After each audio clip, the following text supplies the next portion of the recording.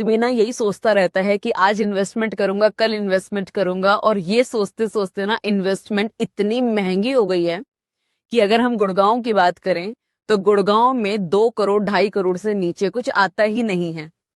लेकिन वो एक आम आदमी क्या करे जिसकी पॉकेट में सिर्फ 40 लाख रुपए पड़े हैं, है ना? लेकिन उसको अपना घर भी बनाना है भाई, उसको भी अपने सपनों का घर बनाना है। तो इन्हीं सारी चीजों को देखते हुए अफोर्डेबल हाउसिंग इंट्रोड्यूस करी गई थी, राइट आलोक?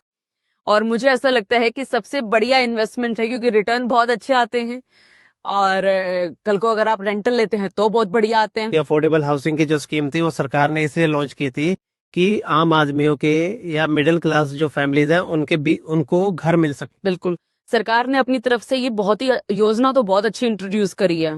बिल्कुल। हाँ, तो ये बहुत ही पहले जानी चाहिए थी 2009 के अंदर, लेकिन कुछ रूल्स की वजह से ये नहीं आ पाई थी। लेकिन बाद में इसमें कुछ अमेंडमेंट्स हुए थे, उसके बाद ही ये 2013 के अंदर अप्रूव हुई थी, अगस्त महीने के अंदर। अच्छा, तो ये है क्या, मतलब अफोर्डेबल हाउसिंग? जैसे मतलब क्या होता है, कितने एकड़ में आती है, कौन अप्लाई कर सकता है? क्योंकि बहुत सारे ऐसे लोग भी हैं जिनको कंफ्यूजन है, और बहुत सारे लोगों को तो पता ही नहीं होता है कि ये निकलता कब है, क्या इसमें ब्रोकर है, फॉर्म कैसे भरना है, तो वो कैसे पता करे कोई? देखो इंदु, इसको है ना आम आदमी कोई भी अप्लाई कर सकता है जिसके पास हरियाणा के अंदर या एनसीआर के, दिल्ली एनसीआर या चंडीगढ़ के अंदर कोई घर ना हो, वो अप्लाई कर सकता है इसके अंदर। तो इसमें कोई इतनी बड़ी रॉकेट साइंस नहीं है कि वो अप्लाई नहीं कर सकता है या किसी और से उसे करवाना पड़ेगा। वो सिंपल है कि आप tcp-haryana.gov.in की साइट के ऊपर जाओगे, वहां पर अप्लाई ऑनलाइन ऑप्शन आता है, एक अप्लाई ऑनलाइन ई ड्रॉ करके राइट हैंड साइड पे ऑप्शन आता है। वहां पर जाके आप उसको ओपन करोगे तो वो एक आपका होम पेज आ जाएगा जहां पर अफोर्डेबल्स जो लाइव होते हैं वो वहां पर मिल जाते हैं। लेकिन उस पे अप्लाई करने से पहले आपको वहां पर अपनी एक आईडी, यूजर आईडी क्रिएट करनी पड़ेगी। और जो कि यूजर आईडी आप अपनी ईमेल आईडी से बना सकते हो। ईमेल आईडी से यूजर आईडी क्रिएट करो, कोई बड़ी बात नहीं है, आप आराम से कर सकते हो। और इसके अलावा वहां पर आपको अपनी पर्सनल डिटेल्स वगैरह फिल करनी पड़ेगी, और उन पर्सनल डिटेल को और साथ के साथ बैंकिंग डिटेल भी। तो ये चीजें करने के बाद आपकी एक आईडी क्रिएट हो जाती है। इसके बाद आपको बस वहां पर देखना पड़ेगा कि कौन सा आपका लाइव चल रहा है अफोर्डेबल हाउसिंग जो कि आई हुई है। तो वहां पर आपको उसके अंदर 3 ऑप्शन आते हैं। एक तो लाइव होता है आपका, एक आपका क्लोज होता है, और एक कैंसिल होता है। तो जो चीज मतलब जो लाइव चल रहा होगा वो वहां पर शो हो जाएगा। शुरू हो जाएगा, उसके अंदर टाइमलाइन भी होगी कि भाई कौन सा अफोर्डेबल आया हुआ है, किस कंपनी का आया हुआ है, और उसकी डिटेल क्या है, प्रोजेक्ट की डिटेल क्या है, पूरे डॉक्यूमेंटेशन उसकी, रेरा कब आया था, कितने एकड़ की साइट है, कितने फ्लैट्स हैं, 2 BHK है, 3 BHK, वो वहां पर डिटेल आपको मिल जाएगी। तो इसको कौन अप्लाई कर सकता है? कोई भी आपका पर्सन कर सकता है जिसका भी आपका दिल्ली के अंदर या हरियाणा के अंदर और चंडीगढ़ के अंदर कोई भी फ्लैट नहीं हो अपने नाम से, अच्छा, उसके नाम पे नहीं होना के चाहिए। नाम पर नहीं होना चाहिए। और अगर मान लो हो नाम पे तो? नाम पे हो तो वो अप्लाई अगर करेगा भी तो भी कैंसिलेशन में आ जाता है, उनके रिजेक्ट हो जाते हैं एप्लीकेशन, क्योंकि है ना वो जो रिकॉर्ड होते हैं वो सारे के सारे है ना चेक होते हैं टैक्स। मतलब केवाईसी अटैच होगी तो आपका सारा का सारा प्रॉपर्टी आपने सामने आ जाएगी। यूआईडी जो कि होती है आपकी आधार कार्ड, वो आपकी प्रॉपर्टी से आजकल तो लिंक होता है।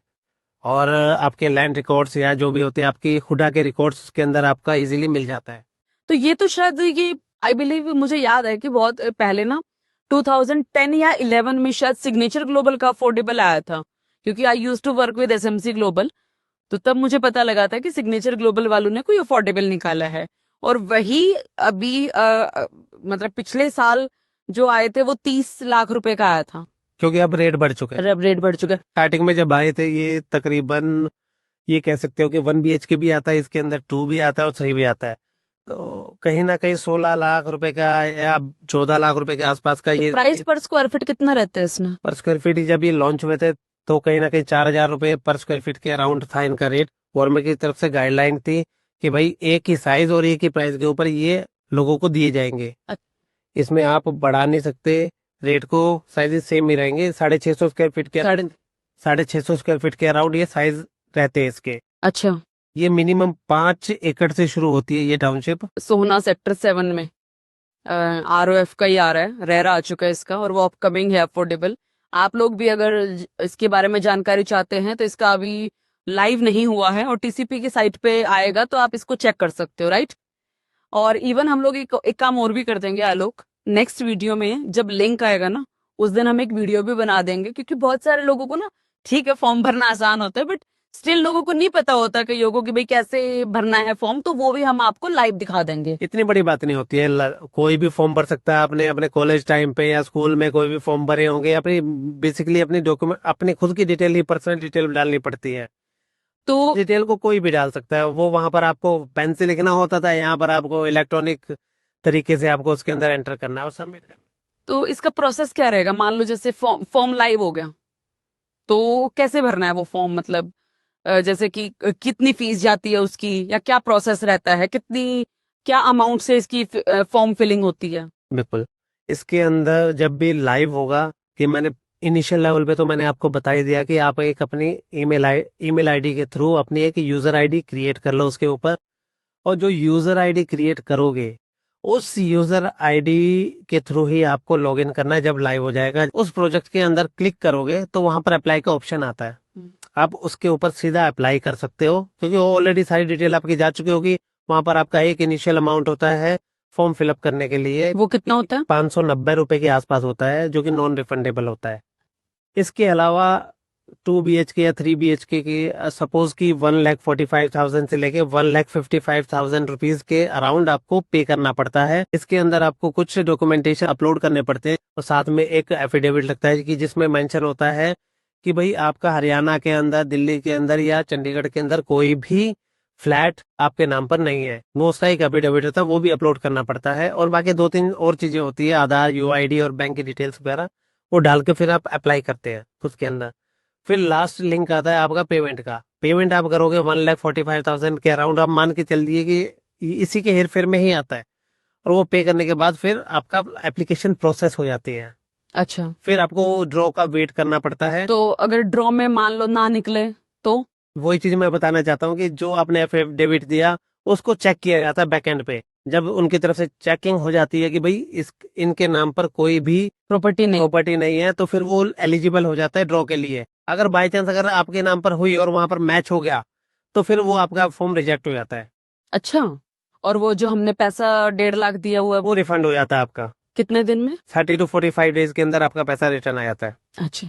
अच्छा, एक बात और बताओ, जैसे बहुत सारे लोग ना सवाल करते हैं ऐसे कि भाई मैंने अगर जैसे ले लिया, मान लो मेरे परिवार में मेरे नाम से अफोर्डेबल निकल चुका है, तो क्या मतलब मेरे हस्बैंड ले सकते हैं?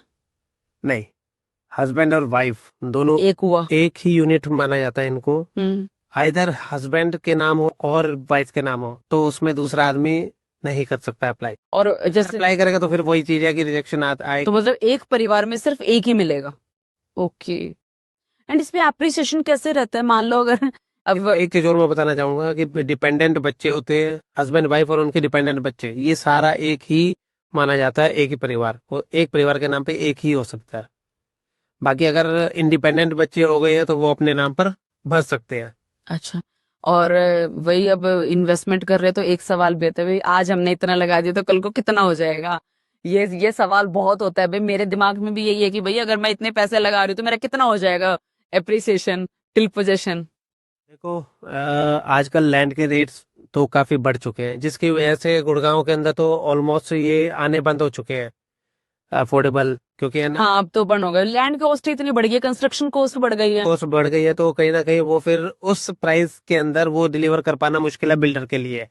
लेकिन सोहना के अंदर, फरूख नगर या और दूसरी जगह और भी है, वहां पर भी आ रहे हैं अफोर्डेबल। और कहीं ना कहीं आप अफोर्डेबल लेते हो तो अच्छी बात है, उसके अंदर आप रेंट आउट कर सकते हो। कहीं ना कहीं 20,000 से लेके 30-35,000 रुपए तक का रेंट आउट हो जाता है अपना अपार्टमेंट। और रही बात एप्रिसिएशन की, एप्रिसिएशन इसके अंदर मान के चलिए कि ये डिलीवर होता है अप्रोक्सीमेटली 4 साल के अंदर। 4 में 5 में? 4 साल के अंदर होता है तकरीबन। होता है, टाइमलाइन तो इनकी 3 साल की होती है, 3 से 4 साल की, लेकिन हो जाता है फिर 4 साल लग जाते हैं इसको डिलीवर होते होते, पोजीशन मिलते मिलते। और इसके अंदर आप देख सकते हो कि डबल हो जाती है आपकी वैल्यू। कहीं ना कहीं 30 लाख की चीज अगर 4 साल के बाद अगर आप देखने भी जाओगे तो वो 60 लाख रुपीज की आपको मिले, उससे नीचे नहीं मिल पाएगी। क्योंकि अभी ना इधर जैसे हम लोग गुड़गांव में रहते हैं तो सेक्टर 76 में है, तो वहां पर अच्छा 35,000 रुपए आराम से रेंटल आ रहा है, फुल्ली फर्निश्ड का। रॉ का नहीं बात कर रहे, फर्निश्ड का अगर आप देते हो तो इतना रेंटल आराम से आता है, जो कि अच्छी खासी आरओआई आ जाती है। जैसे मान लो अगर हम गुड़गांव के आसपास में ले रहे हैं तो एप्रिसिएशन ज्यादा होता है, रादर देन कि अगर फरूख नगर या रेवाड़ी में अगर कोई अफोर्डेबल में इन्वेस्ट करें तो कहाँ पर एप्रिसिएशन के चांसेस ज्यादा रहते हैं? देखो, गुड़गांव के नियर बाय में लोगे तो ज्यादा बेटर है, अफोर्डेबल। बल्कि लोगे क्या, आपका निकलेगा तभी तो आपको मिलेगा। नहीं, इधर सिग्नेचर ग्लोबल के हैं सेक्टर 63 में, वो आराम से 85 से 90 लाख रुपए पर रीसेल हो रहा है, बहुत बढ़िया रीसेल हो रहा है। बिल्कुल मिल रहे हैं, लेकिन है ना, जो मैं ये कहना चाह रहा हूँ कि भाई निकलेगा तभी मिलेगा वो, आप जहां भी अप्लाई करोगे।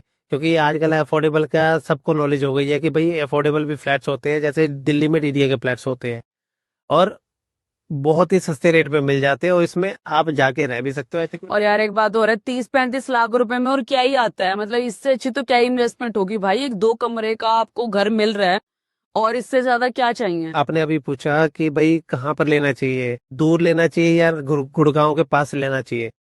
गुड़गांव के पास जितना आपका नजदीक होगा, सबसे ज्यादा आपको उसको बेनिफिट रहेगा आपको, क्योंकि उसकी अप्रिशिएट जल्दी होगी वैल्यू। और एक सबसे सबसे बड़ी बात यह है, किसी ब्रोकर को ब्रोकरेज भी नहीं देनी किसी को कुछ नहीं देना, आपने नहीं देनी। आप ऑनलाइन जाओ, फॉर्म फिलअप करो, और ड्रॉ में नाम आएगा, अपना पेमेंट को कंटिन्यू करो। एग्जैक्टली।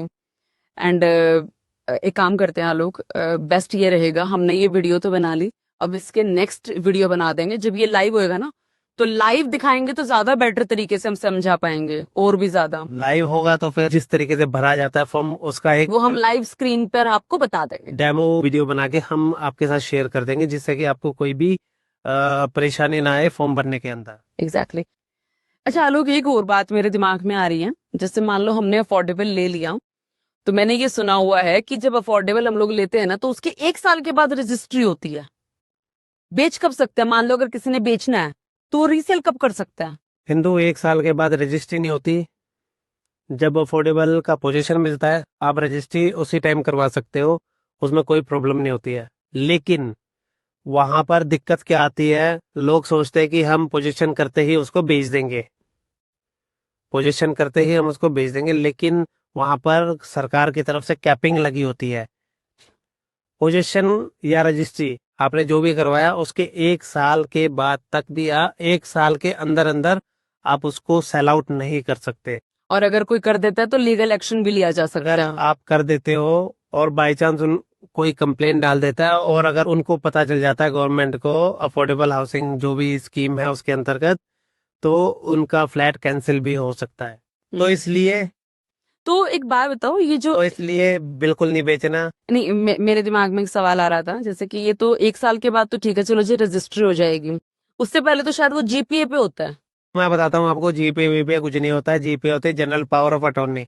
उसका वो एक पीस ऑफ पेपर होता है, ना उसके ऊपर मालिकाना हक होता किसी का, कि भाई मैंने आपके नाम कर दिया जीपीए कि मेरा अफोर्डेबल फ्लैट था, और आपके नाम मैंने लिख के दे दिया, लेकिन उस जीपीए की वैल्यू कुछ भी नहीं होती है, आप उसके मालिक नहीं हो, मालिक मैं ही हूँ। मैं बताता हूँ, उसको क्लियर करना चाहता हूँ। जीपीए पे लोग तब करते हैं अगर आप मेरी खास जानकार हो, और आपको मैंने अपना फ्लैट बेचना है और मुझे पैसे की जरूरत है, तो मैंने आपके नाम जीपीए पर बेच दिया, कि एग्रीमेंट कर लिया कि भाई मैं आपको जब इसकी रजिस्ट्री ओपन होगी तब मैं आपके नाम करवा दूंगा। इसका ये मतलब होता है, अगर मैं बीच में कहीं भी मुकर जाऊं और नहीं दूं, तो आपके पैसे मेरे पास आ चुके हैं और आप मेरा कुछ नहीं कर सकते। अगर आप लीगली भी जाओगे तो भी जो आपने अमाउंट दे रखा होगा मुझे चेक के अंदर, आप उसी के लिए अरे तो यही तो कह रही थी मैं कि पहले तो वो प्रॉपर्टी एक तरीके से जीपीए पे ही तो लेनी हुई, रजिस्ट्री थोड़ी ना होगी उसकी, अगर कोई बीच में ट्रेड कर देता है तो, क्योंकि ऐसे केस आए हैं बीच में बाजार में। वो रजिस्ट्री नहीं होती, ये सिर्फ आपसी व्यवहार वाली बात होती है। उसके अंदर ही अगर हमारी म्यूचुअल अंडरस्टैंडिंग हुई तो ही मैं एज ए सेलर आपको दे दूंगा। अगर वहां पर सिर्फ पैसे के लिए मैंने लेन देन किया होगा, तो मैं पैसे लेके भी आपके नाम रजिस्ट्री नहीं करूंगा। इसमें गवर्नमेंट का और अफोर्डेबल हाउसिंग स्कीम का कोई लेना देना नहीं है। वो ट्रस्ट के ऊपर होता है, लेकिन भाई अगला बंदा कितना ट्रस्टवर्दी है वो तो हम नहीं कह सकते ना। जबकि ये वाली प्रैक्टिस कभी भी नहीं करनी चाहिए, लेकिन बायर को दिक्कत हो सकती है, इसलिए बायर को कभी भी अफोर्डेबल हाउसिंग जिसका पोजीशन और उसका रजिस्ट्री नहीं हुई हो पक्की, तो उससे कभी भी नहीं लेना चाहिए। अच्छा एक बात बताओ, और ठीक है बहुत सारे अफोर्डेबल आते हैं, तो कैसे डिसाइड करें कि किस बिल्डर के साथ जाना है। ठीक है, लग्जरी में तो होता ही है, बट अफोर्डेबल में भी तो ये होता है ना, क्योंकि कई सारे प्रोजेक्ट जो बीच में रुक भी जाते हैं, बिल्डर नहीं भी बनाते हैं, तो कैसे जस्टिफाई करे कि भाई ये प्रोडक्ट ठीक है। देखो इसका तो सिंपल एक ही चीज है कि उसके पहले पास्ट रिकॉर्ड देखना चाहिए। पास्ट रिकॉर्ड के अंदर उसने कितने अफोर्डेबल्स वगैरह डिलीवर किए हैं, बैकग्राउंड चेक करो और बाकी चीजें चेक करो कि उसका फाइनेंशियल वगैरह, तभी उस कंपनी के अंदर आप उसके अंदर जा सकते हो। अदरवाइज मेरा तो मानना ये है कि आप जिन्होंने पहले डिलीवर कर चुके हैं कई प्रोजेक्ट, उसके अंदर ही आप जाओ। बट फिर भी ऐसा होता है आलोक कि भाई कई सारे बिल्डर ऐसे होते हैं जो कि अपना पहला अफोर्डेबल निकालते हैं और उसके बाद अपनी जर्नी स्टार्ट करते हैं, ऐसा भी होता है। बट हाँ, ये है कि उस केस में हम उसके फाइनेंशियल की रेकी कर सकते हैं कि भाई उनका फाइनेंशियल बैकग्राउंड कैसा है, क्या ये डिलीवर कर देंगे, इनका पहले है वो किस चीज का काम है, ताकि भाई क्या टर्नओवर है, इन चीजों का पता लगाएंगे तो आई बिलीव वो हम लोग इसकी भी रेकी कर सकते हैं, है ना। और हाँ, अगर चैनल पर आए ना तो सब्सक्राइब कर लेना, क्योंकि हम इस टाइप की जानकारी अब शेयर करते रहेंगे आपके साथ। और हाँ, सब्सक्राइब जरूर कर लेना, ठीक है, नहीं तो अफोर्डेबल मिस कर